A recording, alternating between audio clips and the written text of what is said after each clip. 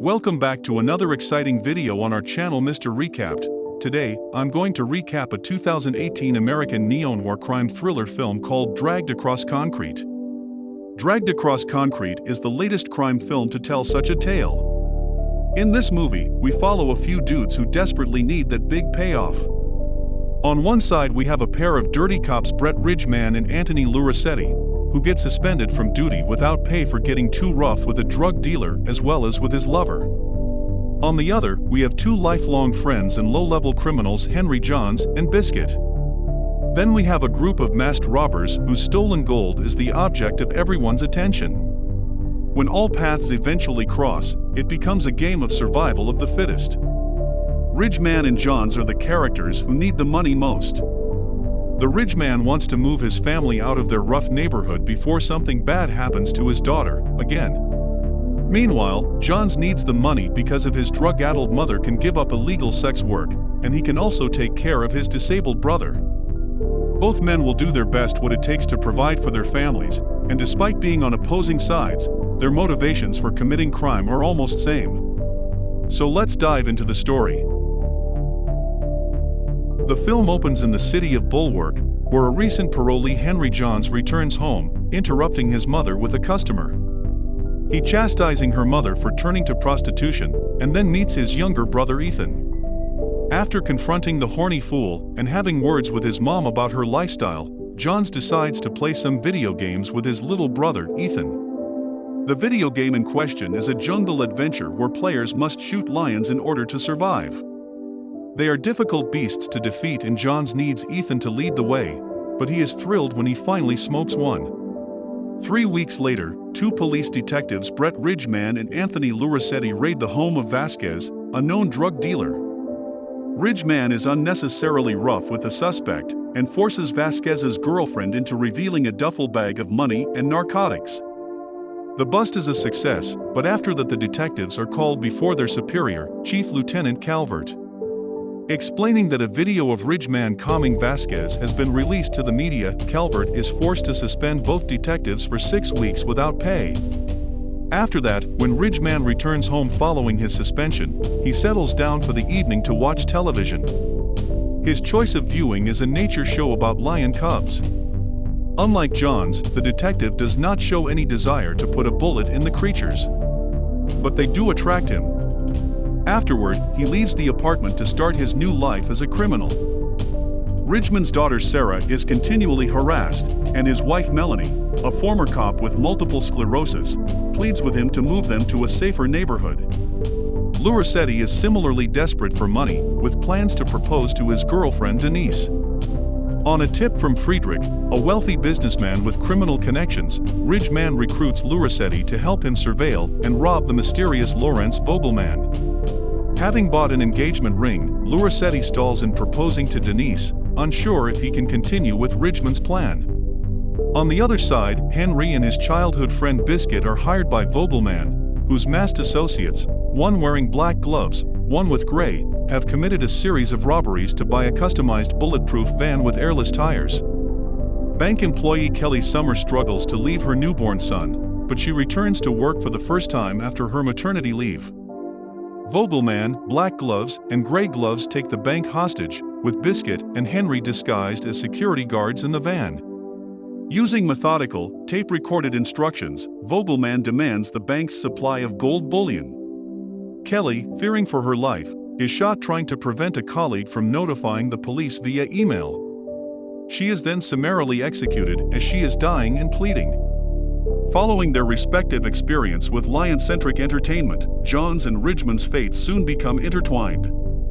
Along with Biscuits, Johns takes the job as a getaway driver for the masked robbers who Ridgman and his partner plan on stealing from. After a long stakeout, the cops follow them to a storage base where a shootout begins. The masked criminals also decide that now they no longer have any use for Johns and Biscuits, which leads to the former rushing to a safe spot after his buddy is taken out.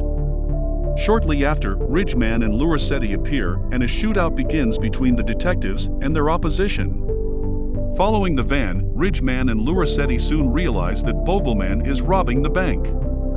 The thieves escape with the bullion and a hostage, Cheryl, having castrated the bank manager.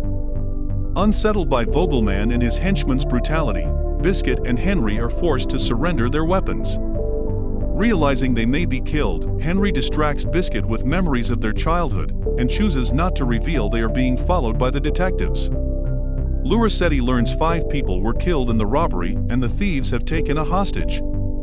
He criticizes Ridgeman for not intervening sooner or notifying the authorities, but Ridgeman emphasizes that law enforcement would be too late and only the 2 of them can deal with the thieves. Lurissetti opts against delaying his marriage proposal to his live-in girlfriend Denise and leaves her a voicemail guiding her to the engagement ring. He argues that they are both practical people and she wouldn't go in for a big proposal.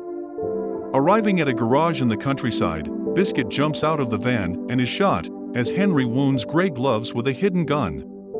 Mortally wounded, Biscuit swallows the van's key, imploring Henry to take care of his mother. He is shot dead. Ridgeman and Lurissetti arrive, donning body armor and ballistic masks.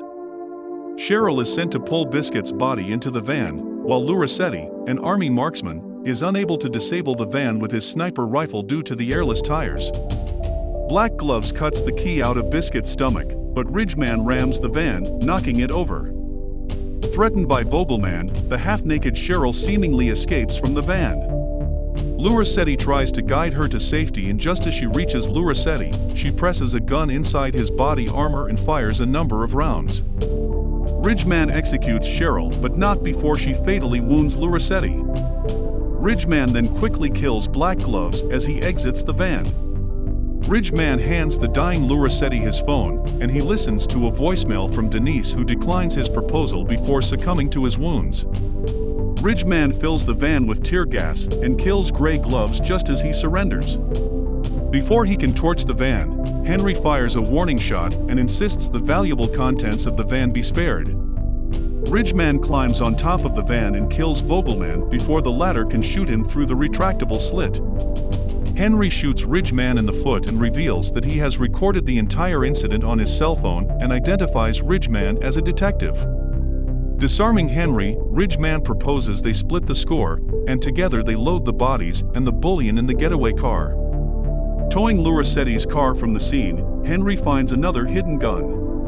When they reach the dump site, Ridgeman produces the hidden piece and holds Henry at gunpoint, demanding he erase the cell phone video. Jostling back and forth, Henry produces his own weapon and mortally wounds Ridgeman, angrily decrying Ridgeman for not accepting him at his word. Henry agrees to bury Lurissetti and tells Ridgeman that his family will be taken care of. Henry buries all the bodies. He promises Biscuit that he will return later and give him a proper burial. Cut to 11 months later. Johns is living in a fancy new oceanside house, and his family is finally comfortable. Upon arriving home that day, he finds Ethan playing video games again and grabs a controller for himself. After informing his younger sibling that all of his mean business has been taken care of, Johns asks him if he still has the jungle adventure game they played before. Ethan shows his big bro where it's at, and they immediately pick up from where their previous game finished. The movie ends with Johns staring at the screen and saying, "Let's hunt some lions." The look in his eye suggests that perhaps his business isn't quite over yet. Like Ridgeman, he used to see lions and dream of someday being top of the food chain. And now that Johns has acquired wealth, he is ready to become a king of the jungle in his own right. Why should he settle for what he has when there are more lions to be hunted and potential gold to be found? Only next time, there's no telling whether or not he will survive. Thank you for watching. Like and subscribe to see more videos like this.